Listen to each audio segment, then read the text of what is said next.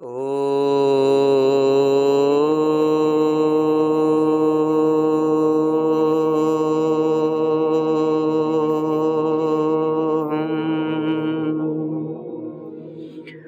वेदाहमेतं पुरुषं महान्तं आदित्यवर्णं तमसः परस्तात् तमे विदित्वाति मृत्युमेति नान्या पंथा विद्यते अनाय। ओम संगच्छध्वं संवदध्वं संवो मनांसि जानतां देवा भागं यथा पूर्वे संजानाना उपासते।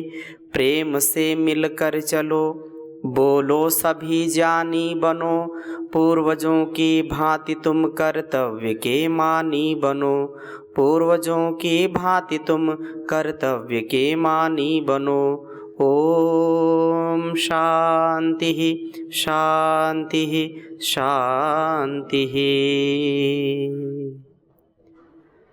प्रातः स्मरणीय वंदनीय युग पुरोधा युग दृष्टा परम पूज्य योग ऋषि श्री स्वामी जी महाराज गुरुदेव जी, आयुर्वेद शिरोमणि आचार्य श्री जी महाराज की सूक्ष्म उपस्थिति को प्रणाम करते हुए यहाँ पर उपस्थित सभी योगी आत्माएं, हमारे बहुत ही यशस्वी राज प्रभारी और जो हमारे आदरणीय शर्मा जी जो योग आयोग की सेवा तो की है, योगी हैं और प्रशासनिक जो उत्तरदायित्व होते हुए भी समाज की बहुत उन्नत सेवा की है। एक बार जोरदार अभिनंदन करें। निरंतर महर्षि दयानंद के सिपाही बनकर के सेवा देते हैं समाज की। हमारे श्रद्धामयी डॉक्टर पुष्पांजलि जी जो पतंजलि योग समिति का राज्य स्तर पर कुशल नेतृत्व करती हैं। हमारे आदरणीय करण जी जो निरंतर भारत स्वाभिमान के महनी उत्तरदायित्व का निर्वहन कर रहे हैं, इनके लिए भी जोरदार अभिनंदन करें। हमारे आदरणीय मुन्नीलाल जी जो पतंजलि किसान सेवा समिति का उत्तरदायित्व राज्य स्तर पर कर रहे हैं, राज्य प्रभारी के रूप में जोरदार अभिनंदन करें। उन्हीं के बगल में पार्श्व भाग में बैठे हुए हमारे आदरणीय भीमराव आवठे जी, एक बार जोरदार अभिनंदन करें। और यहाँ इस जिले को निरंतरता से आगे बढ़ाने का जो कार्य, क्योंकि बताया कि परम पूज्य गुरुदेव जी महाराज का आगमन 2011 में यहाँ हुआ था और ऐतिहासिक शिविर हुआ था, उसके लिए भी जोरदार अभिनंदन अपना करिए। हमारे आदरणीय जो इस कार्यक्रम की भूमिका में हमारे सभी संगठन के भारत स्वाभिमान पतंजलि योग समिति, महिला पतंजलि योग समिति, युवा भारत किसान सेवा समिति, युवा भारत तो जो है अब और भी आगे बढ़ेगा सबके साथ।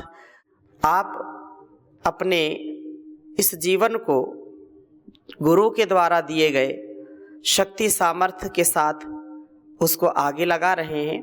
और जैसा आप सबने यहाँ पर बोला है, आदरणीय सुनील जी बोल रहे थे, आदरणीय सुनील द्विवेदी जी जो बोल रहे थे, सबके भाव बहुत पवित्र हैं। और क्योंकि पवित्रता ही पवित्रता को भाती है, नहीं तो उन्होंने कहा कि कोई परेशानी हो गई हो तो, जो कोई समस्या हो तो आप क्षमा करें, लेकिन कुछ लोगों को आप संतुष्ट नहीं कर सकते, क्योंकि कुछ लोगों को परेशानी इससे होती कि कोई परेशानी हुई नहीं तो वो इसी से परेशान रहते हैं कि क्या मतलब कोई परेशानी हुई नहीं, ये सब जगह ठीक था, कहीं कोई गड़बड़ी थी नहीं। तो संसार की ऐसी ही व्यवस्था चलती है। हम निर्भर हो करके, निरहंकार हो करके, निर्विकार हो करके, हमको परमात्मा ने इतना सुंदर जीवन दिया है, इतना दिव्य जीवन दिया है। हम भारतवर्ष में जन्म लिए, मनुष्य का जन्म मिला, इससे बढ़कर के क्या हो सकता है। उससे बढ़कर के हमको समर्थ गुरु मिला है जो संकीर्ण विचार कभी नहीं रखते, जो माँ भारती के लिए, अपनी सनातन पुरातन परंपरा के लिए, जो शिक्षा संस्कार के लिए रोम रोम से सदा अर्पित रहते हैं और हम सबको उन्होंने ऐसा ही तैयार किया है कि हम अपने प्राण अर्पण से, अपने रोम रोम से भारत माता को, धरती माता को सेवा सत्कार से अपने माता पिता को, अपने गुरु आचार्य कुलवंश परंपरा को गौरव से परिपूर्ण कर दें। इतनी दृष्टि देने वाला संसार में कौन हो सकता है? तो ये हमारे गुरु हैं। हमको ऐसे समर्थ गुरु का सानिध्य मिला है, तो अपने सौभाग्य के लिए एक बार जोरदार अभिनंदन करिए। जो स्वयं हर पल ऐसा जीते हैं और हमको भी बार बार प्रेरित करते हैं कि ऐसा ही जीना है, निर्लेप भाव से जीना है। शिक्षार्थ आइए सेवार्थ जाइए, हमने बचपन में पढ़ा था, तो सेवार्थ ही हमारा जीवन होना चाहिए। और जहाँ बात सरलता की रही, एक शब्द बीच में सुनील जी ने बोला सरल, तो सरल हमारा स्वभाव हो जाए, हम सबके जीवन में सरलता आ जाए, साधुता आ जाए। भारतवर्ष तो सदा से सरल रहा है और सरल हो कर के शिव जो सरल है ना, और जो सरल होता है वो संसार की बुराइयों का गरल पी जाता है, तो भी उसका बाल बांका कुछ संसार में कोई कर नहीं सकता है।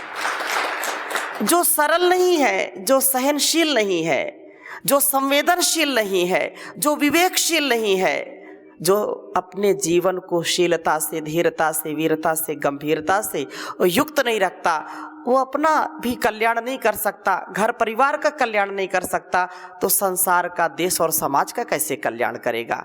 इसलिए आवश्यक है कि हम अंदर से सागर के जैसे शांत रहें और बाहर पूरे क्रियाशील रहें। धरती जैसा धैर्य, अग्नि जैसा तेज, वायु जैसा वेग, आकाश जैसी विशालता, ये हमारे जीवन में हमारे गुरु ने सिखाया है। तो ऐसे ही हमको जीना है और परम पिता परमेश्वर ने ये सौभाग्य दिया है। हम उसको जब भूलते हैं तभी हमको कष्ट आते हैं। या आत्मदा बलदा यस्य विश्व उपासते प्रश्न यस्य देवा यस्य छायामृतम यस्य मृत्यु कस्मै देवाय हविषा विधेमा। परमात्मा को सदा स्मरण रखना और उसकी आज्ञा का पालन करना, ये ही अमृतत्व को दिखाता है, अमृतत्व से युक्त करता है। और उसको भूल जाना, उसकी आज्ञा का पालन न करना, उसकी सत्ता पर विश्वास न रखना, उसकी व्यवस्था पर विश्वास न रखना, उसकी न्याय व्यवस्था, उसकी दयालुता, उसकी जो कृपा है, उसका जब हम अनुभव नहीं करते ना, तो पल पल हम दुखी होते हैं। और दुखी होना, परेशान होना, हताश निराश होना, यही मृत्यु है। नहीं तो संसार में तो जिसका जन्म है उसकी तो मृत्यु है ही, लेकिन बार बार मृत्यु होना, हर पल मरना, घुट घुट करके जीना, यही मृत्यु है। इसलिए गुरुदेव कहते हैं कि मृत्यु तो भगवान का दिया हुआ आमंत्रण है। शरीर को तो छोड़ना सबका, ये कोई संसार में कितने पहलवान आए, कितने बलवान आए, कितने राजा आए, कितने महाराजा आए, चक्रवर्ती राजा आए, लेकिन आज उनका नामो निशान नहीं है। बड़े बड़े वैज्ञानिक भी आए, बड़े बड़े ऐसे वैद्य आए कि पानी में औषधि डाल दे तो पानी पत्थर हो जाए, ऐसे भी वैद्य थे, लेकिन उन्होंने अपनी मृत्यु को रोक नहीं पाए, क्योंकि ये यथार्थ है। जातस् ही ध्रुव मृत्यु, जिसका जन्म है उसकी मृत्यु है, और जिसकी मृत्यु उसका जन्म भी है। लेकिन जन्म हमको बार बार मिले, किस लिए मिले? सेवा और सत्कार के लिए मिले। ऐसा जन्म कौन नहीं चाहेगा? कोई मुक्ति की इच्छा नहीं है। अरे हम बार बार जन्म लें, इस माँ भारती के सच्चे लाल बन करके, इसकी बेटा और बेटी बन करके, इसके पुत्र और पुत्री बन करके इस लोक की सेवा करें, समाज की सेवा करें। परमात्मा हमको ऐसा हर पल सामर्थ्य दे। जिनको मोक्ष चाहिए वो अपना मोक्ष लेते रहे। वास्तव में जिनका ऐसा भाव है कि मेरा तन, मेरा मन, मेरा जीवन, मेरा रोम रोम समष्टि की सेवा के लिए लगे, वो साक्षात उस परमात्मा की विभूति होते हैं, उनका दिया हुआ वरदान होते हैं। तो अपने वरदान, इस भगवान ने इस इंसान को बनाया, और वह इंसान यदि ज्ञान के आधान से अपने आप को महान बना लेता है, तो याद रखना एक व्यक्ति पूरे जहान के लिए वरदान बन जाता है, अपने साथ साथ सारे जहान का भी उपकार करता है, जहान को भी महान बना देता है। ये गुरु की कृपा है। आइए मैं बात आरंभ करूं, उसके पहले उस परम पिता परमेश्वर को हर पल हर क्षण उसको स्मरण रखना, कभी भूलना नहीं। घोर से घोर संकट आए तो संकट भी आता है कटने के लिए, संकट जो सम्यक प्रकार से कट जाता है, कष्ट भी नष्ट हो जाता है, दुख भी सुख में बदल जाता है। तो आइए प्रार्थना करते हैं कि आए संकट घने, चाहे शत्रु बने सब जमाना। आए संकट घने, चाहे शत्रु बने सब जमाना। उस प्रभु को कभी ना भुलाना, उस प्रभु को कभी ना भुलाना। वह है अपना तो संसार अपना, वह है अपना तो वह है अपना तो संसार अपना, वह है संसार अपना। बिन दया दृष्टि के इस सकल सृष्टि में ना ठिकाना।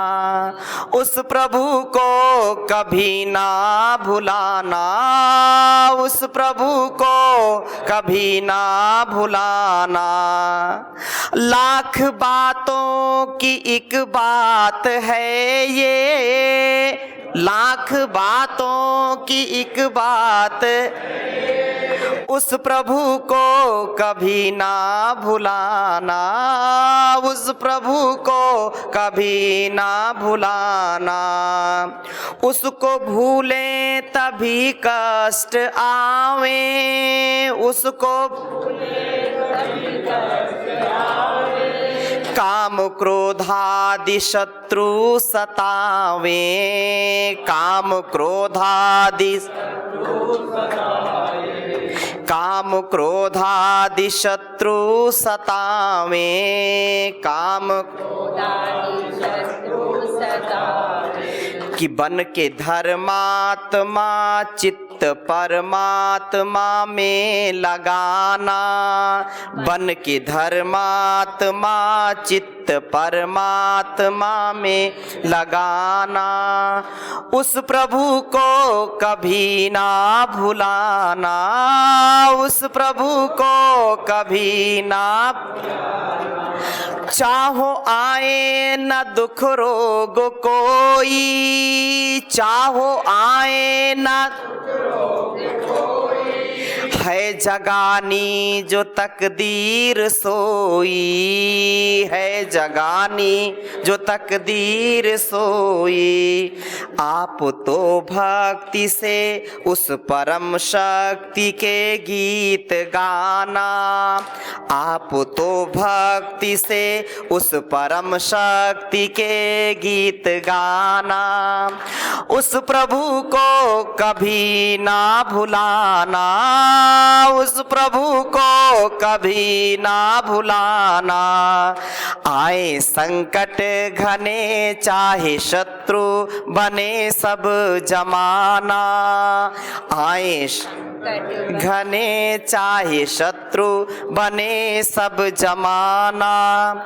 उस प्रभु को कभी ना भुलाना, उस प्रभु को कभी ना भुलाना, उस प्रभु को कभी ना भुलाना। बोलिए सच्चिदानंद भगवान की।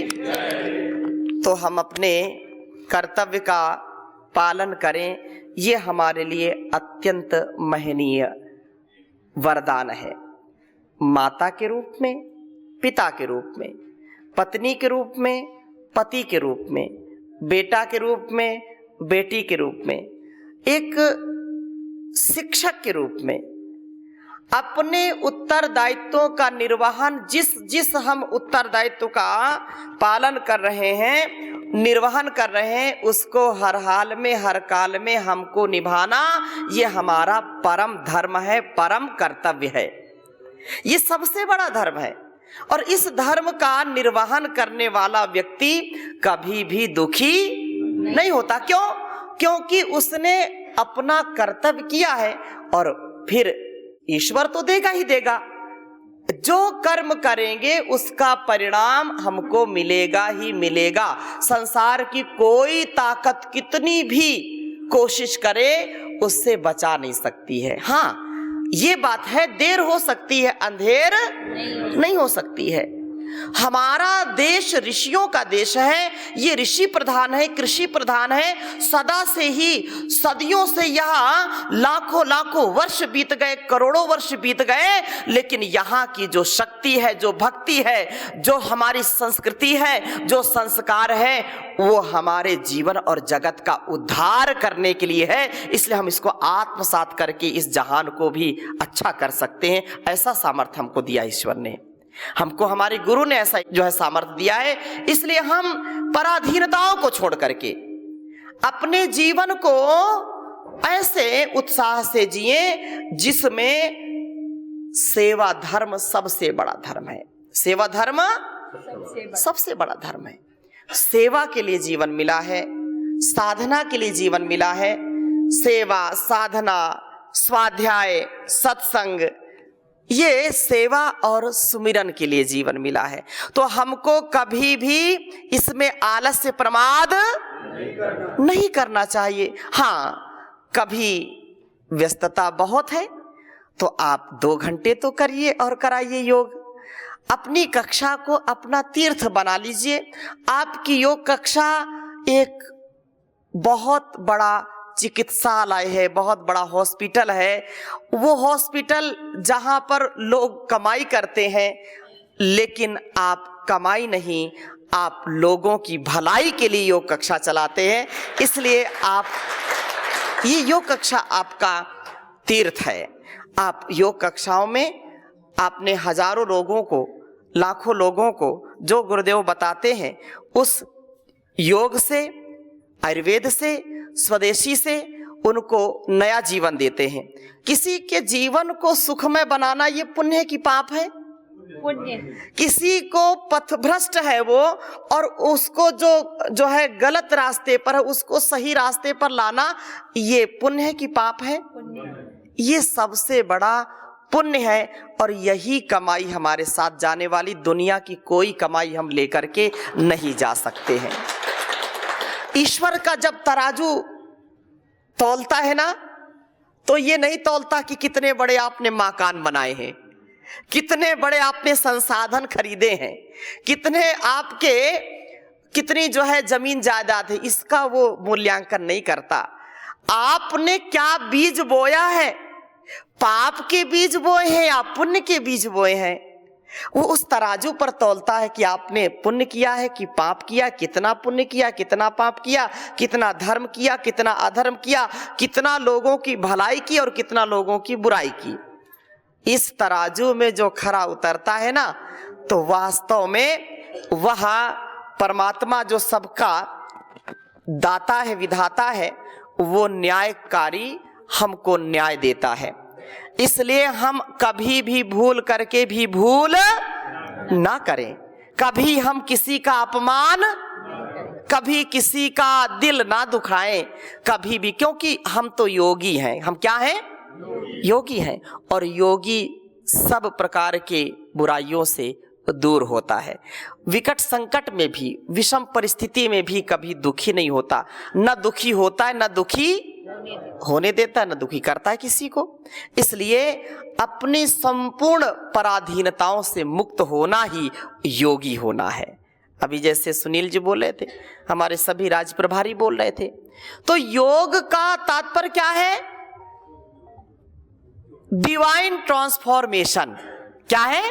Divine transformation. हाँ, कंप्लीट रिजुगनेशन, कंप्लीट सेल्फ मोटिवेशन, पूरा रूपांतरण हो जाता है मन का भी, विचार का भी, हमारे वाणी और व्यवहार का भी।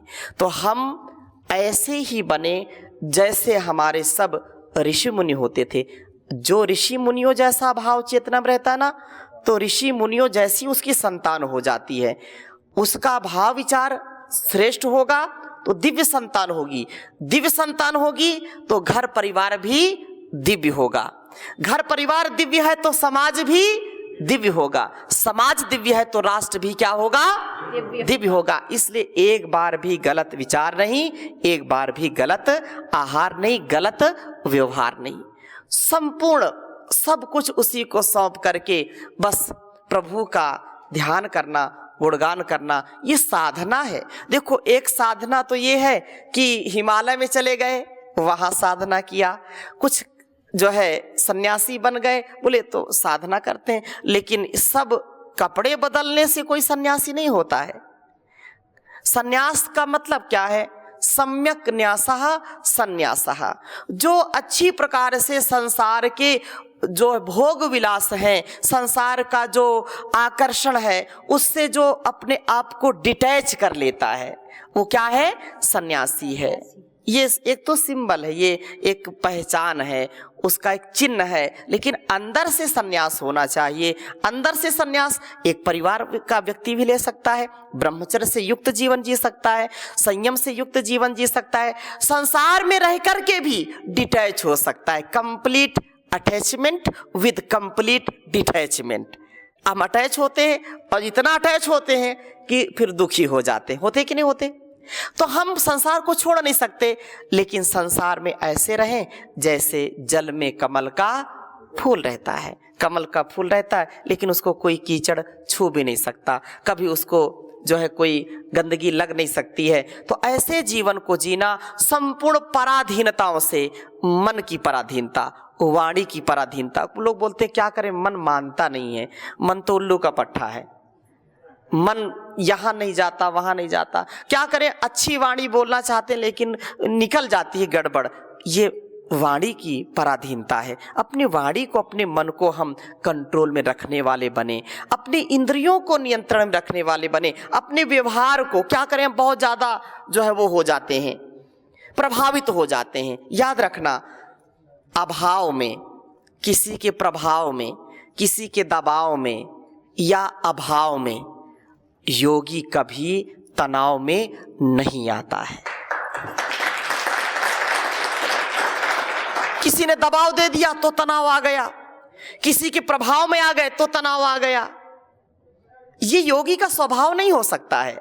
योगी सदा प्रसन्न रहता है, योगी सदा सबको प्रसन्न रखता है।